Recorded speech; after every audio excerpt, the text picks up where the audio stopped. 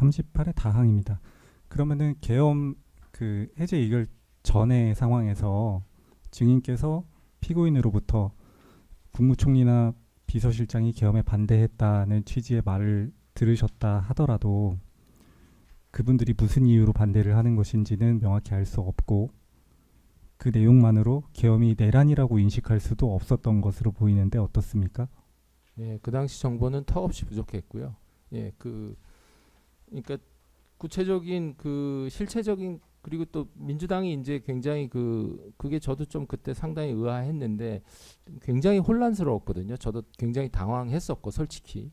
예, 그렇기 때문에 굉장히 근데 이제 민주당이 빨리 모였고 이제 계엄 해제 의결이 빨리 진행이 되고 있었기 때문에 그 극히 부족한 정보 속이고 그 계엄을 발동할 만한 그 뭐 군사적 소요에 해당하는 그런 북한 관련이라든지 뭐 이런 것이 없으면 일단 해제를 하고서 또 상황을 다룰 수밖에 없겠다라는 저는 그런 정도가 기본 판단이었고요.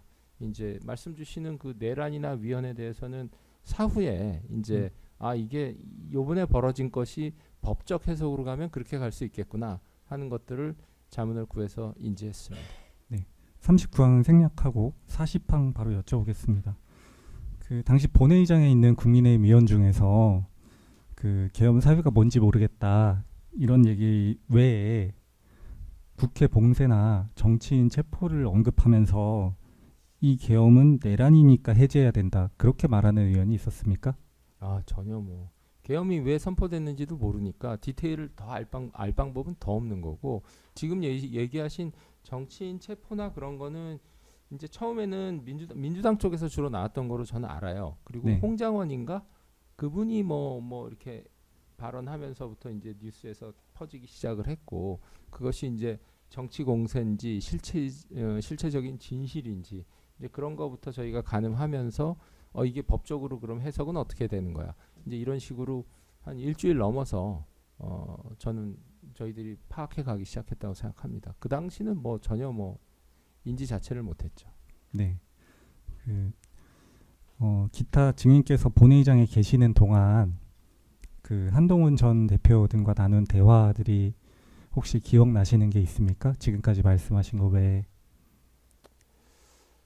그때 워낙 긴박했던 상황인데 하여튼 저도 뭐 특히 한 대표가 이제 계엄은 잘못된 일이라는 일성을 남겼기 때문에 이제 뭘 알고 있는지 이제 그게 제일 궁금했고 근데 네네. 한동훈 대표도 잘 모른다 그랬어요. 잘 모른다 그랬고 다만 그 정무수석이 최악이라는 말을 남기고 뭐 연락이 끊겼다 하는 그거 있고 그 다음에 이제 너무 빨리 그 뭐랄까 제가 볼 때는 정말 좀 저는 신기하게 생각했는데 그 민주당 의원들이 너무 빨리 모이는 거예요. 그래서 이제 그러면 이제 그걸 보면서 저는 국회 상황을 확인하고 당사로 넘어가 볼까라고 생각을 했는데 국회 들어오는 게 너무 험난했기 때문에 당사로 나갈 생각은 아예 생각 자체를 못했고 그런데 이제 민주당 의원들이 너무 빨리 모이고 제 생각에 그 당시 정치적 대치가 아주 극심했을 때입니다. 그러니까 대통령이 무슨 일을 하던 다 민주당이 반대하는 때였고 그래서 그리고 이거는 실체적으로 계엄에 대통령이 헌법상 계엄을 선포할 만한 구체적인 정황과 상황이 인포메이션이 저희한테 오지 않으면 해제를 할 수밖에 없었기 때문에 이제 계엄 해제를 위해서 우리가 뭐 어떻게 노력을 해야 될지 이제 그런 대화들을 주고받았던 정도 기억이 있습니다. 네. 42항입니다. 그 이후에 계엄군이 그 24년 12월 4일입니다. 00시 34분경 국회 본관 정책위 의장실 유리창을 깨고 난입을 했는데 증인께서는 계엄군이 국회 본관 안으로 난입할 거라고 사전에 예상을 하셨습니까? 아니요, 저는 예상 안 했고 그거는 이제 그때 본회의장에서 민주당 의원님들이 유튜브를 좀 보고 계신 것 같아요. 그래서 유리창 깨고 들어온다 그런 좀 소란스러운 얘기들이 나왔고 저도 그때는 조금 그때 처음 진짜 그때 놀랐습니다. 왜 유리창을 깨고 들어오지? 그래서 상당히 그거는 이상하게 생각했습니다. 네. 43항입니다. 그 후에 우원식 의장이 본회의 개의 시각을 1시로 정해서 공지를 했는데 맞습니까? 네, 네, 네. 신속히 했습니다. 네, 44항 생략하고 45에 가나 다항도 생략하고 라항을 바로 여쭤보겠습니다. 그 당사에 있던 국민의힘 의원들도 그 24년 12월 4일 00시 42분경부터는 문자 메시지 공지나 TV 보도 등을 통해서 01시에 본회의가 열린다는 거를 알고 계셨거든요. 네. 근데 그분들은 왜 본회의장으로 그 본회의 표결을 하러 오지 않은 것으로 알고 계십니까?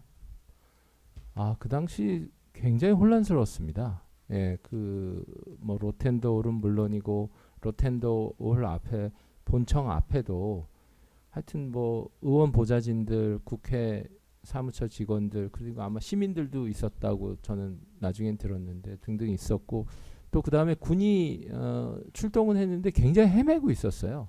그래서 굉장히 뭐랄까 군중이 뒤엉켜서 누가 누구를 공격하는 건 아닌데 군중들이 뒤엉켜서 막 굉장히 위험했고 그래서 저는 의원님들이 들어오는 건 현실적으로 어렵다라고 생각을 했어요. 하고 이제 근데 계엄은 이제 계엄 해제는 일사천리로 신속하게 진행이 되고 있었기 때문에 이제 어쩔 수 없이 그럼 못 들어온 의원님들 대신해서 내가 표결을 한다. 저는 이런 생각을 하고 그때 상당히 좀 뭐랄까요 이렇게 담담한 마음으로 임했습니다. 네, 46항 생략하고요. 47항입니다. 증인께서 계엄 해제 표결을 하셨는데 피고인이나 다른 의원들로부터 해제 표결을 하면 안 된다. 뭐 그런 방해를 받은 사실이 있으십니까? 전혀 없습니다.